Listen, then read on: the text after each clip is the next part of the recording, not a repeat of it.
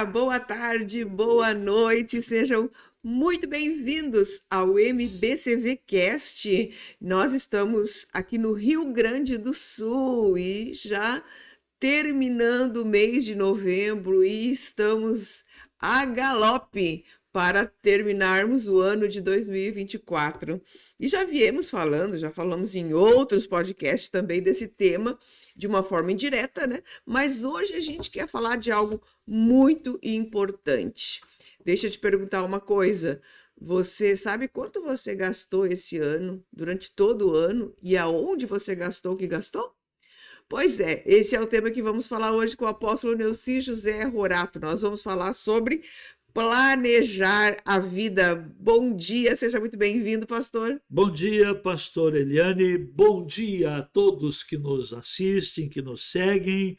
Desejo a todos um lindo dia e uma boa gestão na vida e para a vida. É isso aí, gestão. É uma palavra que a gente já trabalha aqui na nossa igreja, MBCV, há muitos anos. E tem ajudado muitas famílias a reorganizarem, né, a sua vida. Também quero dar um alô pro pessoal que está ao vivo com a gente, né, o pessoal costumaz, né, que sempre está aí, a Blanca, a Esmarina, a Jana, esse pessoal que está sempre com a gente e o pessoal que vai entrar ainda.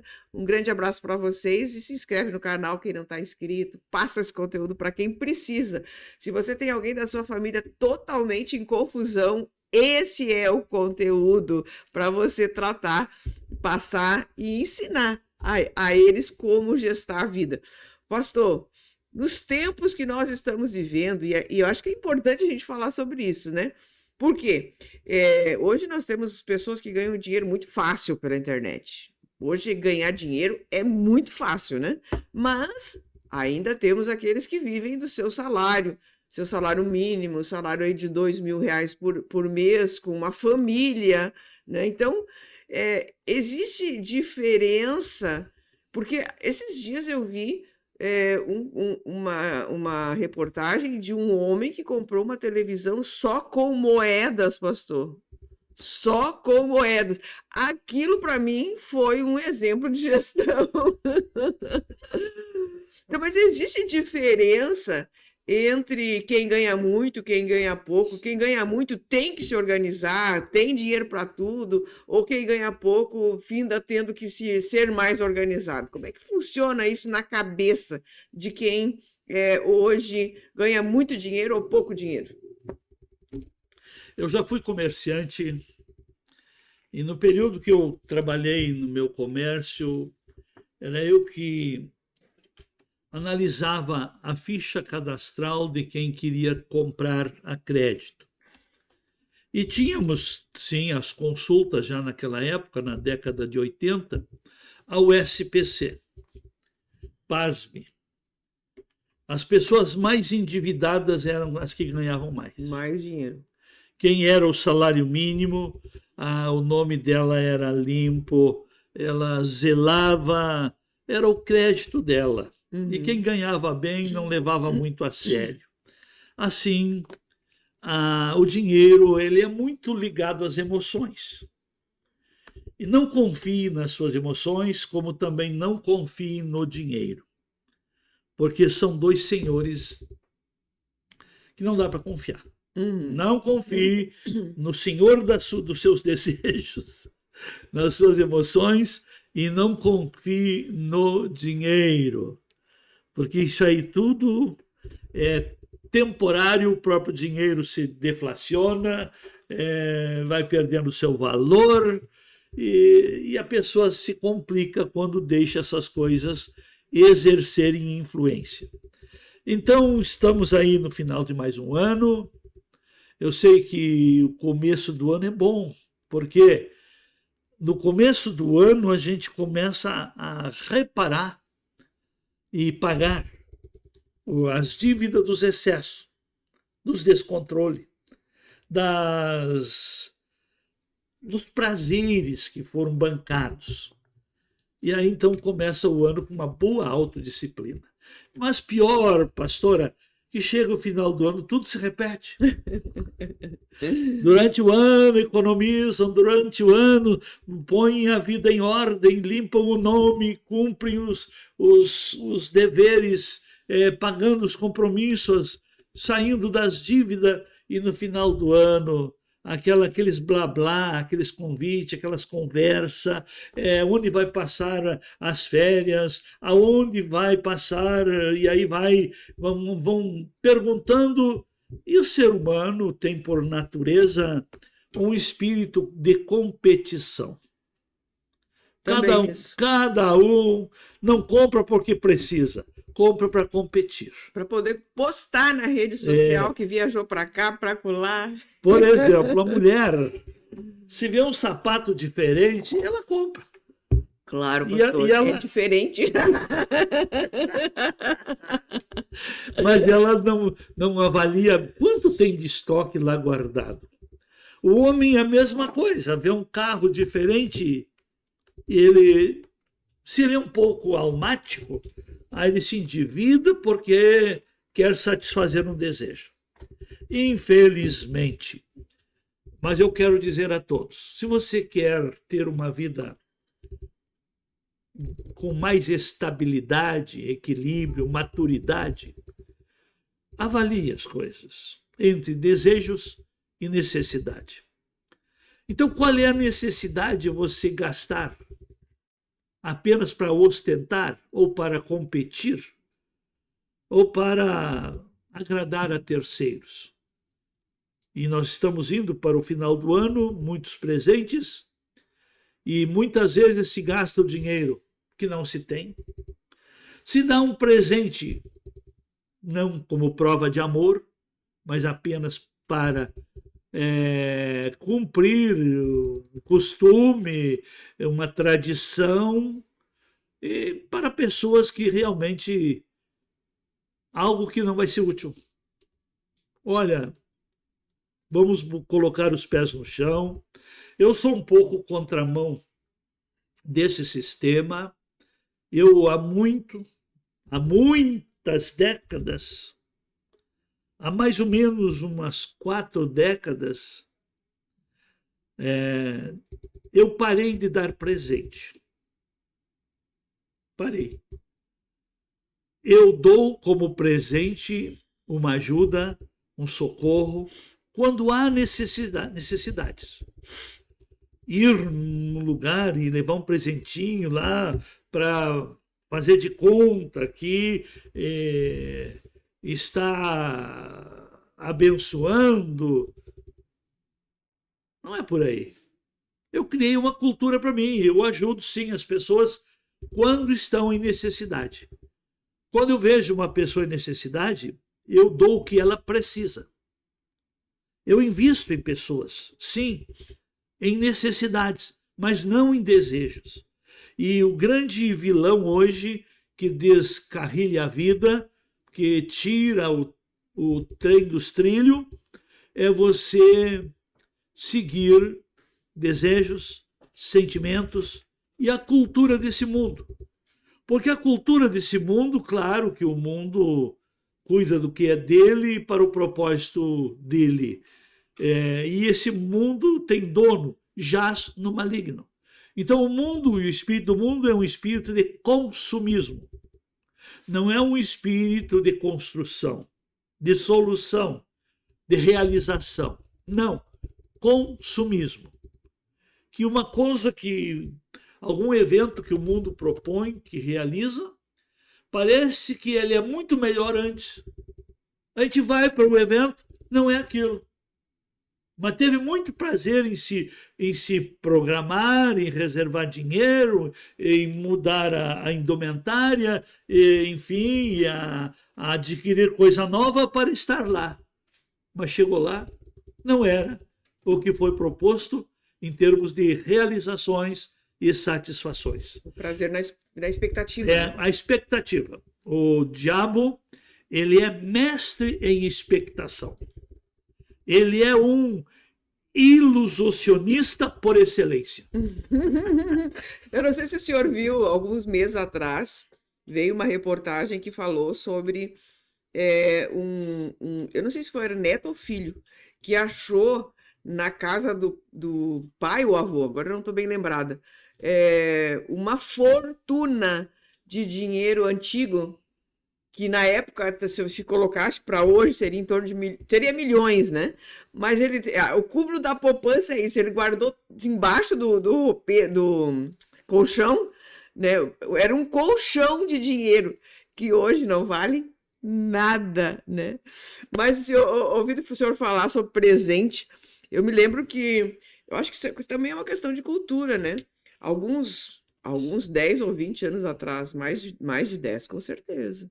Mas o senhor estava falando, foi numa época de Natal também, assim, perto do Natal, que o senhor sempre passa essas instruções.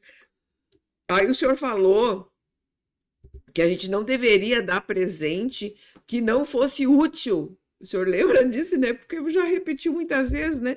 Que não se dá presente, não se deve dar presente que não seja útil. Por exemplo, esses bibelô, essas coisas, alguma coisa que a pessoa não vai utilizar.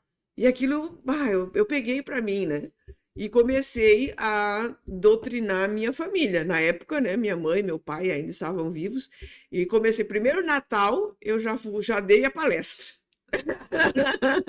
Primeiro Natal eu já dei a palestra, porque era só coisinha. Então a gente começou a fazer uma mudança de cultura na família por conta disso. Mas uma das coisas que a minha mãe sempre disse, pastor, minha mãe sempre foi muito sábia, mas a gente não tem essa noção quando está vivendo o momento, né?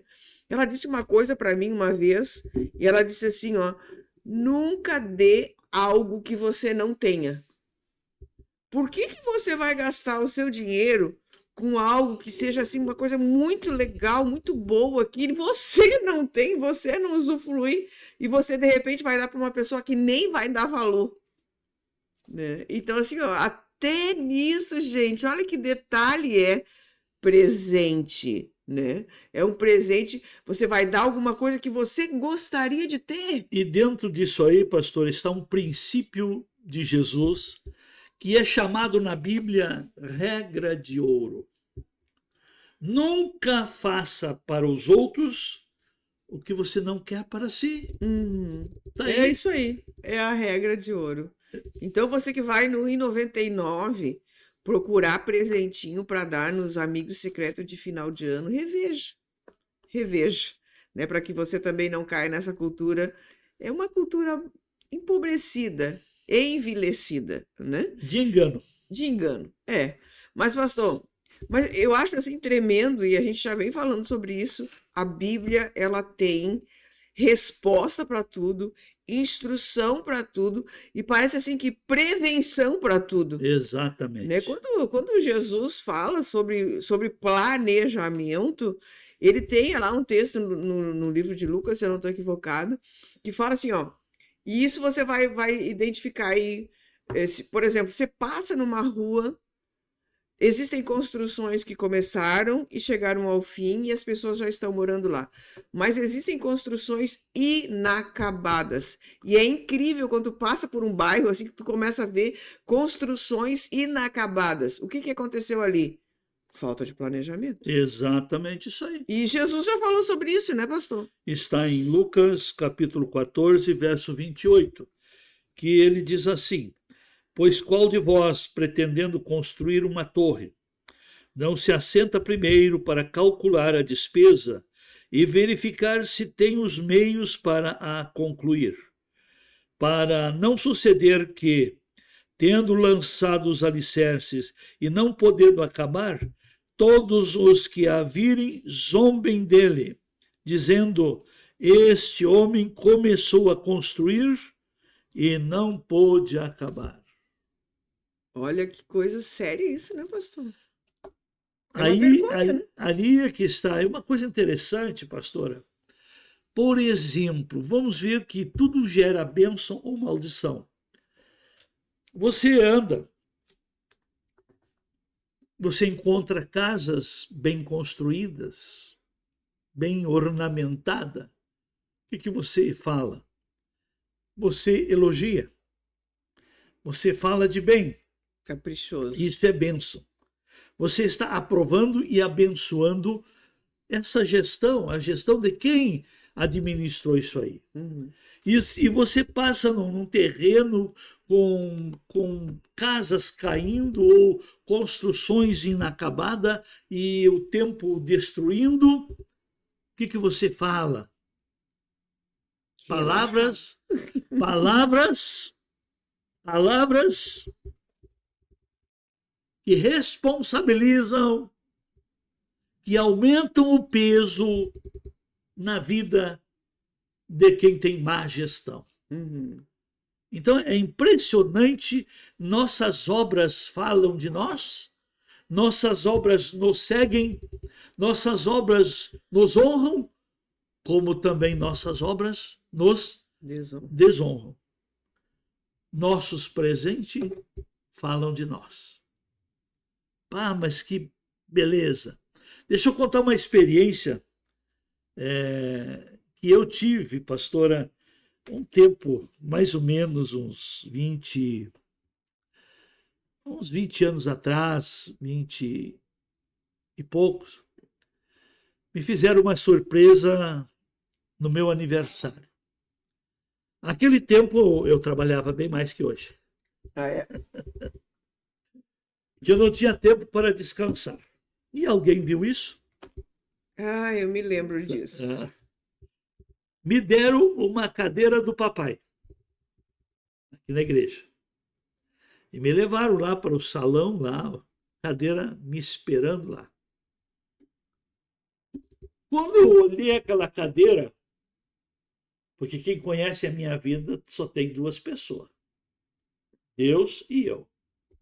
Uhum. E eu vendo aquela cadeira, aonde eu coloco ela? No meu gabinete, onde eu fico mais? Ou eu levo ela para casa também? Ou para casa? Fiquei na dúvida, pastor. E daqui um pouco me chamam para outro lugar e estava ali a segunda cadeira. Não, não era isso que eu tinha pensado que o senhor ia falar. Eu me lembro de uma vez que o vice-presidente, na época, me chamou, né? E a gente estava conversando, e ele disse: vamos dar uma viagem para o pastor, porque ele nunca viaja. Se lembra disso? A gente deu uma viagem, o pastor nunca foi. Não adianta dar aquilo que eu não utilizo. Nunca foi. Era uma viagem internacional, que era para ele escolher o lugar. Nunca foi. Aí está a moral da história, né? Não se dá aquilo que não faz parte da gestão da vida do receptor. Uhum. Não se dá. Por isso que é bom conhecer a pessoa. Exato. Aliás, o dar o presente, né? A gente voltou para esse assunto, mas presentear alguém é tão sublime quando você. Porque você está dizendo para aquela pessoa, se você der alguma coisa que é útil para ela, que você conhece ela, que você está preocupado com ela, né? Isso é bem legal. Mas em geral não é assim. Não é não. Em geral é. Porque, claro, o presente leva uma mensagem muito grande, viu? Leva um vínculo, ou um nível de vínculo. Mas, enfim, então, o planejamento, e é tão interessante, pastor, aí a Bíblia está aí, Jesus falando, né, que se você vai começar uma construção e você não termina essa construção, as pessoas... E aconteceu isso, exatamente isso, pastor. Na minha rua tem uma construção que está já em andamento, é uma casa muito grande, já fazem 2 anos que aquela casa está sendo construída, né? Inclusive, ela está sendo construída, a parte de trás dela fica em cima de um muro de uma outra casa. Então, aquela pessoa daquela casa que fica embaixo, né? Porque na parte de cima, assim, ela teve que tirar o carro do lugar, porque de vez em quando vinha poeira, vinha cair alguma coisinha. Então, ela tirou o carro dela, botou no outro lugar para que pudesse, né, não atrapalhar. E agora, simplesmente, fazem uns 2, 3 meses, parou. Trouxe todo um transtorno para aquele vizinho. E, no entanto, agora, simplesmente, ela parou. Aí eu passei lá esses dias e pensei, por que será que parou? Foi falta de dinheiro? Foi falta de planejamento? O que que foi? Por que que parou? Né? Então, realmente, querendo ou não querendo, a gente faz esses questionamentos. Agora existe por trás disso, pastor, um grande princípio. Se você quer ser bem-sucedida na vida, procure ser bênção na vida dos mais próximos. O mais próximo não é o sanguíneo, é o vizinho, é o colega.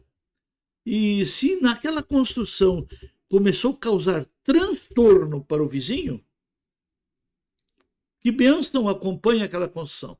É uma questão de se refletir, de se avaliar. Tá?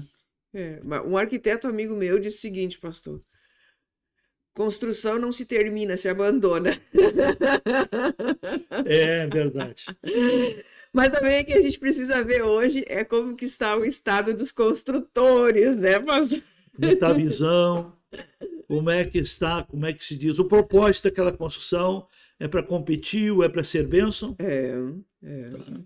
Mas o planejamento em si, ele é muito importante você colocar ele. A gente fala no papel, né? Mas é no seu bloco de notas, porque de qualquer maneira, qualquer construção que a gente vai fazer, seja ela como for, ela dificilmente ela vai alcançar aquele valor que você tinha determinado ali no papel. Você não fecha. Não fecha a conta. Não fecha. E aí, mas a questão que a gente está falando aqui hoje, pastor, é o seguinte, e foi como eu comecei esse podcast. Você fechou a conta de 2024? Você está fechando a conta de 2024? Não adianta novos empreendimentos sem ter concluído alguma coisa para a vida ficar mais livre, para se dedicar melhor. Então, assim, é o tempo, né, pastor, que a gente tem agora para sentar, para primeiro fazer a avaliação do que fez, porque isso é importante, gente. A gente está falando na parte financeira, porque, de fato, nós giramos em torno disso muitas vezes, mas de uma forma geral, né, pastor? O casamento melhorou? Os filhos estão mais educados? Você emocionalmente está mais controlado? Você aperfeiçoou seu relacionamento com o Senhor? Você se tornou mais íntimo de Deus? Então, toda a verdade é paralela, como o Senhor diz. Né? Então, essas avaliações não são só das questões financeiras, mas de todas as áreas da vida, para não iniciar um novo ano. E é ilusão. E o senhor pode reforçar isso, né? Porque eu sei que o senhor pensa também dessa maneira. É ilusão achar que do dia 31 de dezembro para o dia 1º de janeiro tudo vai mudar. Uma oração não muda. É um momento de reflexão para se encontrar consigo e se confrontar. E até quero dizer, quer ser bem-sucedido? Não leve problema desse ano para o ano que vem. Resolva. Então que você encerre o ano já planejado como vai resolver as pendências. Tempo não apaga pecado, tempo não paga dívidas, tempo não põe a casa em ordem se você não agir. Aí vamos voltar para a ilustração que o senhor fez anteriormente sobre o pátio da casa a casa. É a maior verdade que a gente já viu na vida essa. Quando você olha o pátio de uma casa, dá para identificar o estado da pessoa, né? O estado da gestão. Da gestão pessoal. E pessoal. da gestão tridimensional. Porque se a pessoa tem uma das áreas abandonada, em alguma área da construção civil dela, deixa os resultados, deixa as marcas, dá sinais. Assim é a vida. Nós não podemos nos dissociar vida espiritual de vida social e de vida material. Então, meu querido, minha querida, o que você deixou a desejar nesse ano? Dá tempo ainda de buscar graça, sabedoria e começar um novo ano ajustado nas 3 áreas. E tudo que você fizer é para você. E tudo que você deixar de fazer é para você também. Então, nós estamos aí desfrutando dos resultados de nossas escolhas e da nossa gestão. Eu sempre digo que o corpo denuncia. Então, o corpo denuncia aquilo que você sente.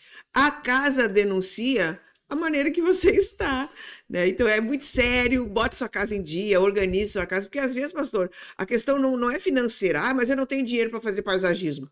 Não é isso. Não. É limpeza e organização que a gente está falando. É a paisagem mais linda.